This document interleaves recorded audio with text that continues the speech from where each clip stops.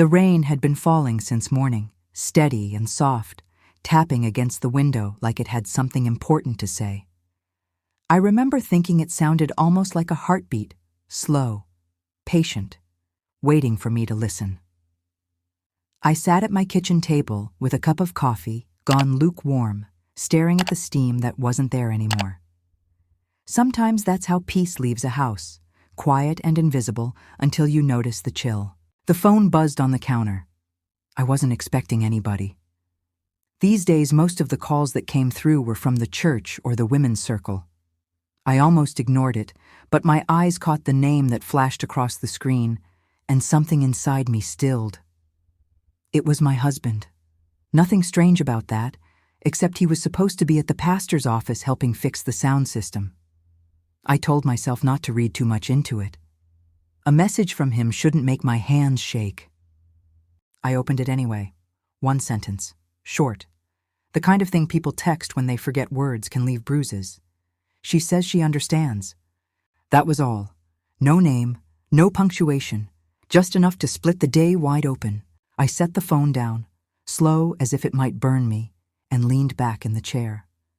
The refrigerator hummed in the corner, the clock ticked, and my heartbeat tried to keep time with both. Somewhere in that noise, I heard myself whisper, "Lord, what am I supposed to do with that?" When he came home that evening, he smiled like he always did, kissed my forehead, and said he was tired. He smelled like rain and cologne and a lie that hadn't yet been confessed. I asked how the work at the church went, and he said, "Fine, pastor's grateful." I nodded and kept stirring the stew even though it was already done. Later that night, while he showered, I sat on the edge of the bed and scrolled through his messages again. I didn't see anything more, but the silence between the lines was loud. My stomach knotted. There was something about that pastor's name on his contact list that made me feel small, like I was standing outside my own life. I didn't sleep. I watched the rain slide down the window, thin silver lines against the dark, and thought about the Sunday mornings when we used to sit on the front pew holding hands. Everybody said we were blessed. I used to think so too. Morning came gray and heavy. He left early, said he had errands to run. I poured another cup of coffee and stared at my reflection in the dark liquid. My face looked the same, but my eyes didn't believe me anymore. Around noon, Aunt Shine dropped by. She always knew when to show up. She stepped inside, shook the rain off her hat, and said, "Something's weighing you down, baby. I can smell worry stronger than that coffee." I laughed, the sound thin and tired. "It's nothing, Aunt Shine." "Mm-hmm," she said, setting her purse down. "That's what women say right before something breaks." I didn't tell her everything, not then. I just said the house felt strange lately, like the walls were keeping secrets. She gave me that long, steady look she's famous for and said, "Walls only keep secrets when you help them." Then she kissed my cheek and left a blessing behind her perfume. That night, I prayed. Not for answers, just for a little quiet inside my own mind.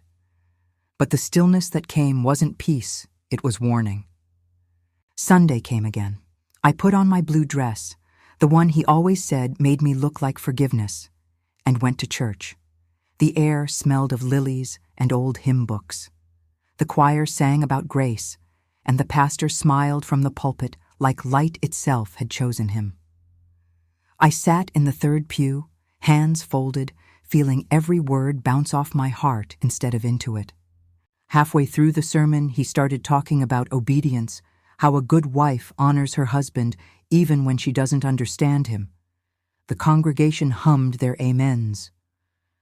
My husband's eyes found mine across the room, and he nodded like the words belonged to him.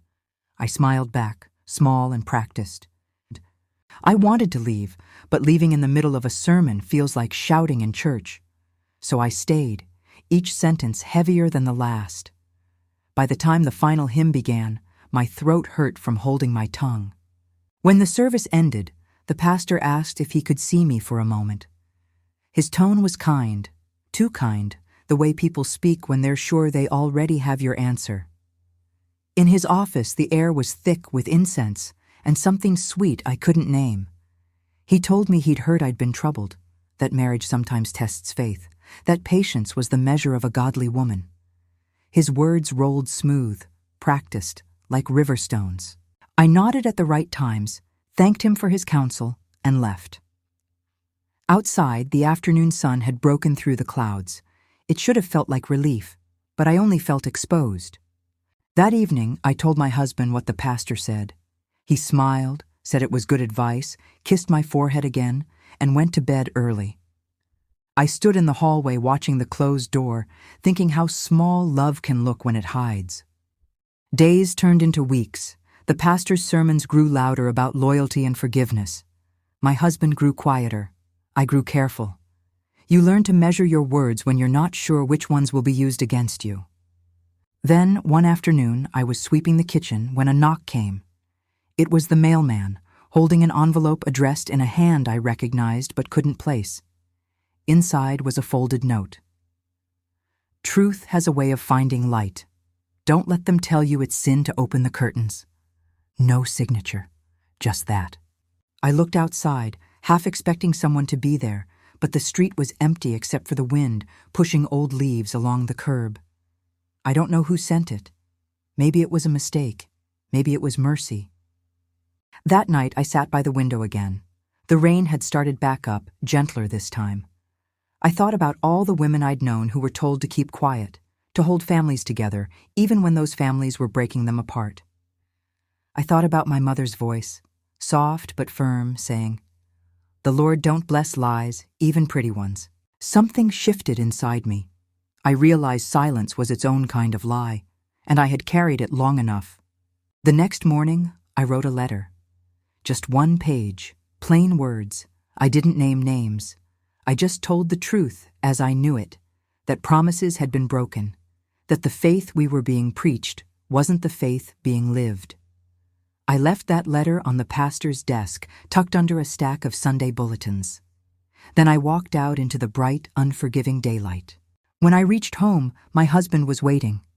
He asked if I'd been to see the pastor again. I said yes. He looked at me for a long time, jaw tight, eyes restless, then nodded and walked away. That was the last full sentence we shared for a while. I spent the evening cleaning the house, every sweep of the broom like clearing a space for breath. Around midnight, I sat on the porch, the world quiet except for crickets. I didn't feel triumphant or angry, just awake. That was enough. Aunt Shine called the next morning. "You sound different," she said. "I think I finally stopped whispering," I told her. She laughed, that big church hall laugh that fills every corner. Good, whispering never saved nobody. That week, rumors started to stir, little ones at first, like wind through grass. I didn't start them, but I didn't chase them down either. Sometimes truth doesn't need defending, it just needs space. The following Sunday, I sat in the back row again. My husband wasn't beside me. The pastor preached about storms and faith, about how the devil tries to divide homes. But there was a tremor in his voice that hadn't been there before. When he looked toward the back, our eyes met, and for the first time, he looked away first. After service, I walked out slowly, greeting the folks who nodded but didn't know what to say. The sky was bright, the kind of blue that feels like beginning.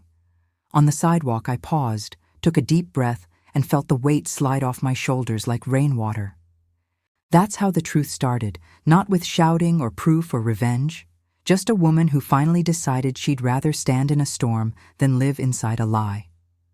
When I think back on it now, years later, I can still smell that rain, still hear the echo of the choir, still see the sunlight spilling through stained glass onto the floor. Sometimes I wonder if they ever understood what happened. Maybe they did. Maybe they just learned to preach a little softer. But I know this: obedience without honesty is just fear wearing church clothes. And the day I stopped mistaking fear for faith, I found my voice again.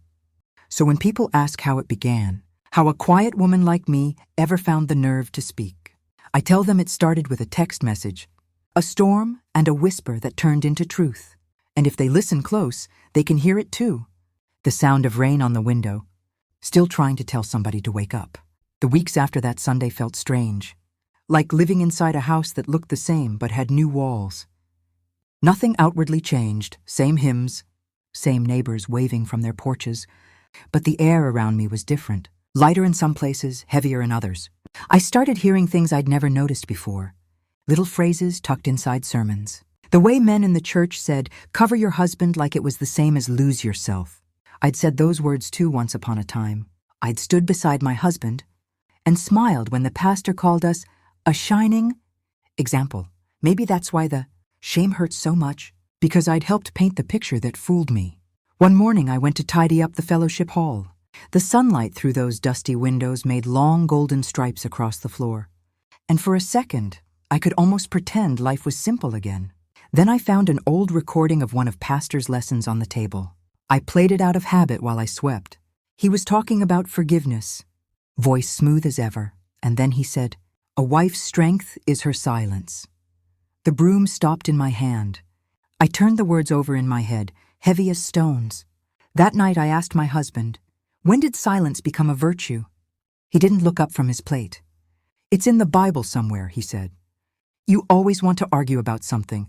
I wanted to tell him I wasn't arguing, I was waking up, but I just said, "Maybe I've been reading a different translation." Sleep didn't come easy after that. Every creak of the house made me think of the words that had kept me small. I wrote them down in my notebook. Every verse I'd heard used to quiet women, every line that had made me doubt my own heart. Seeing them on paper, without the preacher's rhythm to disguise them, they looked brittle, hollow. When I brought the list to Aunt Shine, she laughed, low and long. "Baby, you've been studying chains," she said. "It's time to study keys."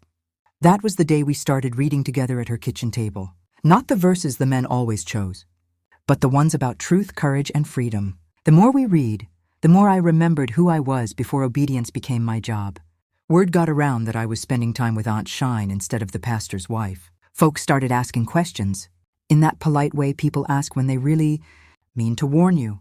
"You know, Ora Mae, sometimes independent thinking can lead to confusion," one of the deacons said. I smiled and told him, "Confusion is just what happens. Right before you see clearly." He didn't know what to say to that. I began noticing how many women at church carried the same tired look I used to wear. They sat straight in the pews, hands folded, eyes on the floor. One evening after Bible study, I found Sister Ruth crying in the parking lot. Her husband had raised his voice at her in front of everyone, and now she was apologizing to him for embarrassing him. I put my hand on her shoulder and said, "Don't let anybody call your pain disobedience." She looked at me like I'd spoken a foreign language. Inside I felt something bloom, a strange mix of sorrow and purpose. Maybe that's what healing looks like, learning to stand up for someone else before you're strong enough to stand up for yourself. Back home, the distance between me and my husband grew wider, but quieter too. He still went to church meetings. I started spending evenings on the porch with my journal. Some nights he'd ask if I planned to return to full attendance. I told him, "I'm still worshiping, just listening in a new key."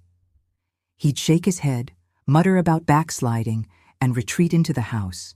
Then one afternoon, Pastor came by himself, said he wanted to check on my spirit. The polite smile on his face didn't reach his eyes. He spoke for a long time about unity, how gossip ruins churches, how God honors humility. I listened, hands folded, until he paused for breath. Then I said, "Humility ain't the same as hiding, Pastor." For a heartbeat, he looked startled, just a flicker, but it told me everything. When he left, I sat at the kitchen table shaking, not from fear this time, but from the shock of hearing my own backbone. The room seemed brighter, the ticking clock steadier. That's when I knew. Once a woman says truth out loud, she can't fit back inside the lie that held her. I didn't rush to expose anything. I just stopped covering it. I stopped smoothing over awkward silences, stopped nodding at lessons that twisted love into power. That alone changed everything. Sunday mornings became strange affairs. The pastor preached harder. My husband amended louder. I sat still, calm, and when folks asked if I was all right, I told them yes, because for the first time it was true. Weeks turned into months. The seasons shifted. One crisp morning, as leaves fell across the churchyard, I heard that the pastor planned a series of sermons on women's obedience. I almost laughed. It sounded like a man trying to convince himself. Aunt Shine told me, "He's fighting the wind, baby. Wind always wins." We decided to have a women's study at my house instead, quiet, small, just tea and open Bibles. The first night, only 3 women came. The second week, 6. By the third, a dozen chairs filled my living room. We didn't gossip. We shared stories about fear, patience, and what forgiveness really means when it's not forced. When I spoke, I told them I wasn't here to replace anyone's faith, just to remind them God don't need a middleman to hear a woman's heart. Some of them cried. One whispered, "I thought it was just me."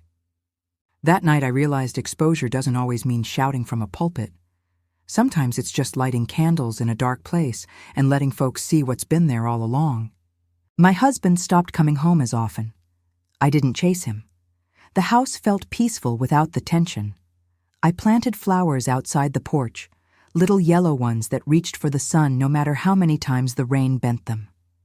Every time I watered them, I thought about those women's faces glowing in candlelight, voices trembling, but free. Looking back now, I see that was the real beginning of the end, the moment obedience gave way to understanding, and understanding gave birth to courage. The morning it happened was bright and still, that kind of calm that only shows up right before a storm breaks.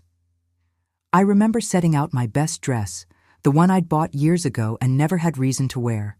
It wasn't for show, it was armor. When I looked in the mirror, I saw a woman who had run out of fear. At church that day, the air was thick with perfume and nerves. You could feel something moving under the hymns, an undercurrent everyone sensed but nobody could name. I sat in the same third pew as always, hands clasped, heartbeat steady. When the time came for testimonies, I rose. My knees wobbled for half a second, then steadied. The pastor's eyes widened. My husband froze mid-smile. I spoke slow, the way you do when every word carries years behind it. "I came here today," I said, "not to accuse, but to tell the truth that's been living inside my chest." A hush fell over the room. Sometimes people use God's name to keep other folks quiet. Sometimes love turns into a leash, and folks start calling that obedience. But I learned that peace can't live in a house built on pretending. I didn't point fingers. I didn't need to. The truth has its own way of choosing where to land. The silence that followed was loud enough to shake dust from the rafters. Then somebody in the back whispered, "Amen."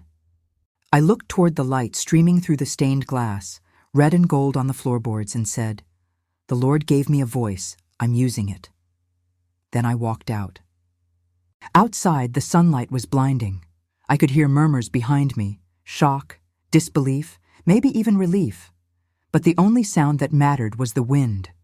It felt like it was pushing me forward. That week was chaos. Some folks said I was brave. Others said I was stirring trouble. My husband packed a bag and left to think things through.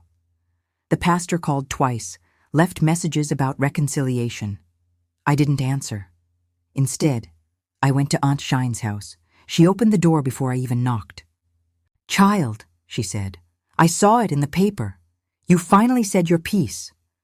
"I did," I told her, "and I thought I'd feel guilty, but all I feel is quiet." She smiled.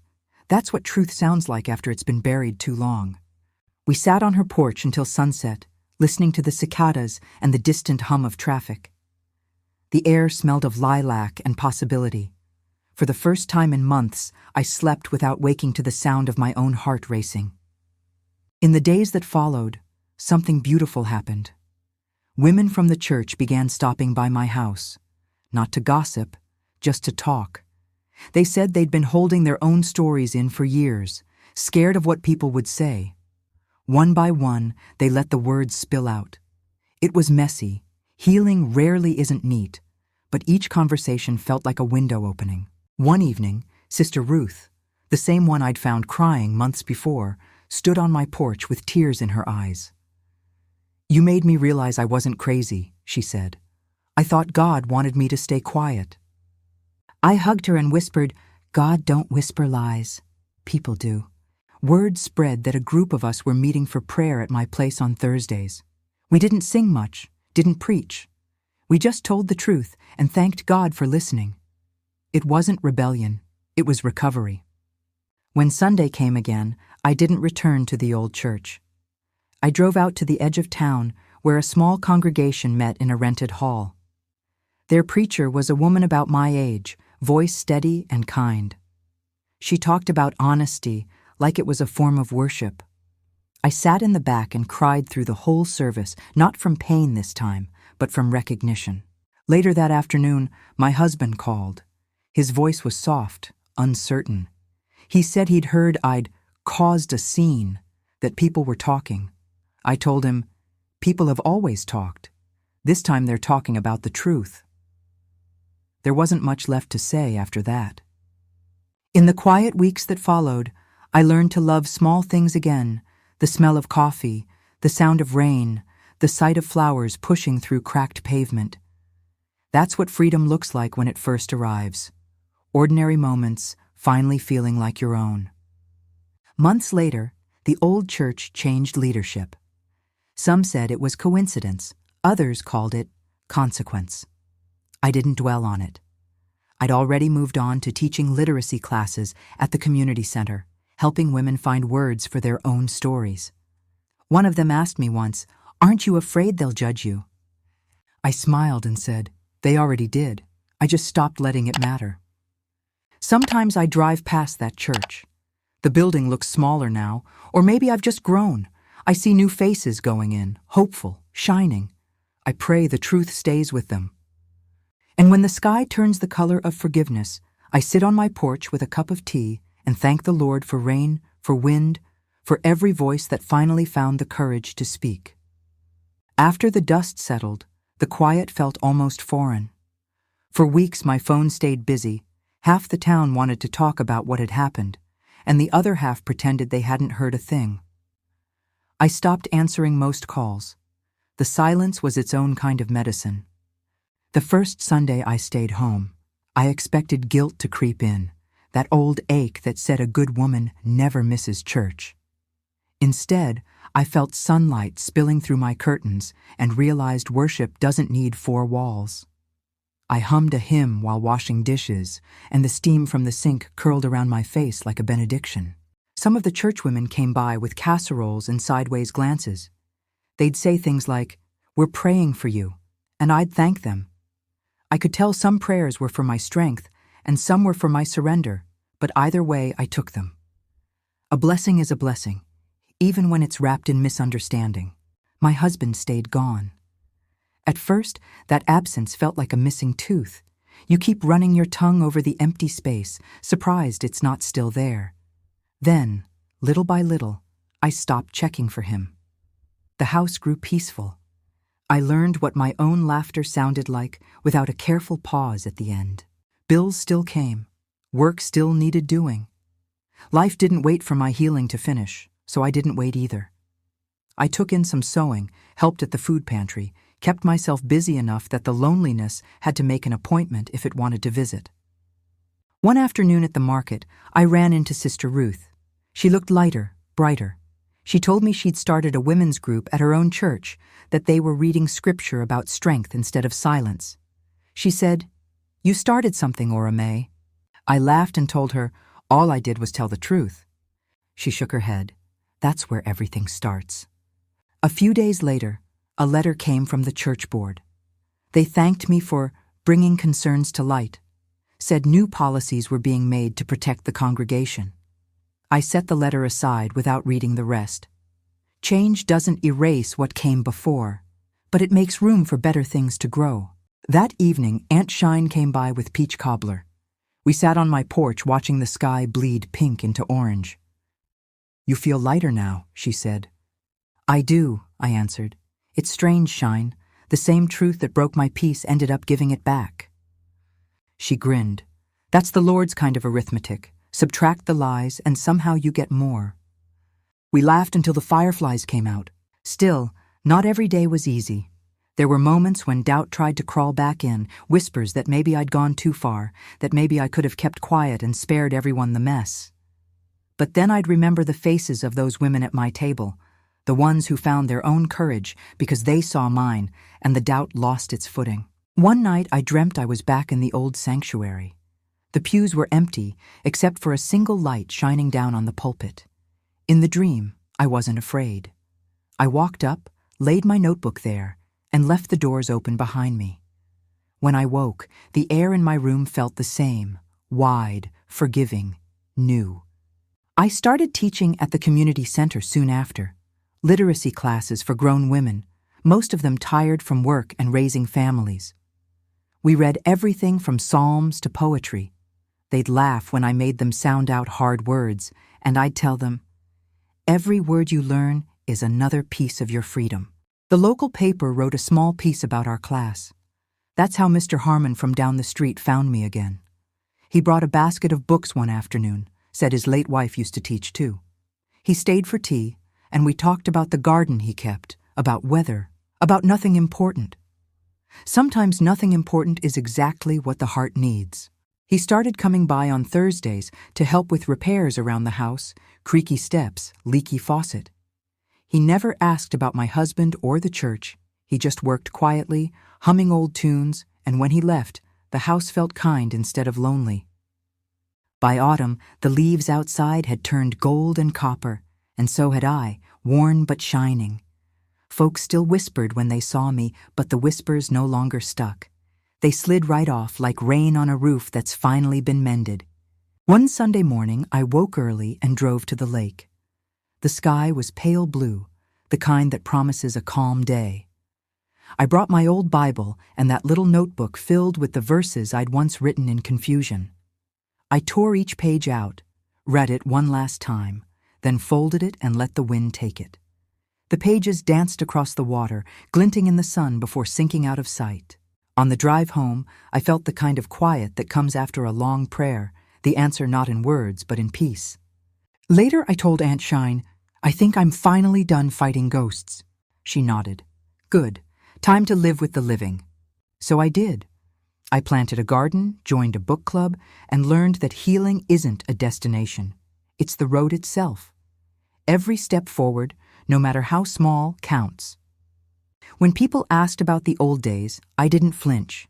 I told them the truth simply. Sometimes folks you trust lose their way, and sometimes you do too. The grace is in finding the path back to yourself. That's what the reckoning really was, not punishment, not vengeance, just the quiet miracle of standing in my own skin and feeling it fit. It's strange, the way time smooths out what once felt jagged. I used to think healing meant forgetting, but the years have taught me that memory can be a garden too, if you tend it right. You pull the weeds, but you leave the flowers that remind you where you've been. The seasons have turned plenty since those days.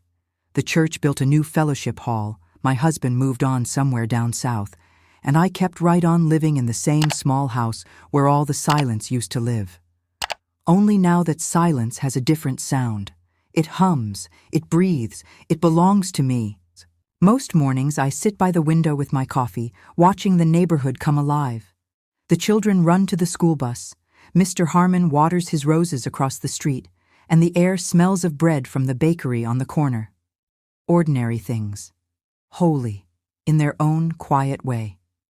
Sometimes folks still stop me in town. They tilt their heads, half curious, half cautious, and ask, "Do you regret speaking out?" I smile every time. "Regret?" I say. "Baby, truth might cost you company, but lies will cost you yourself." They nod, like maybe they understand, and I hope they do.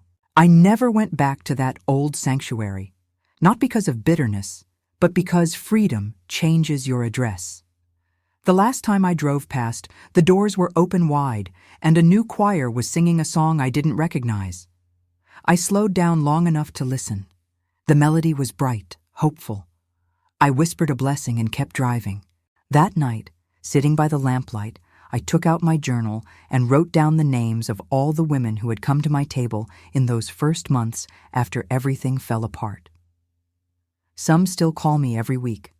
Some have gone on to lead lives I never imagined for them.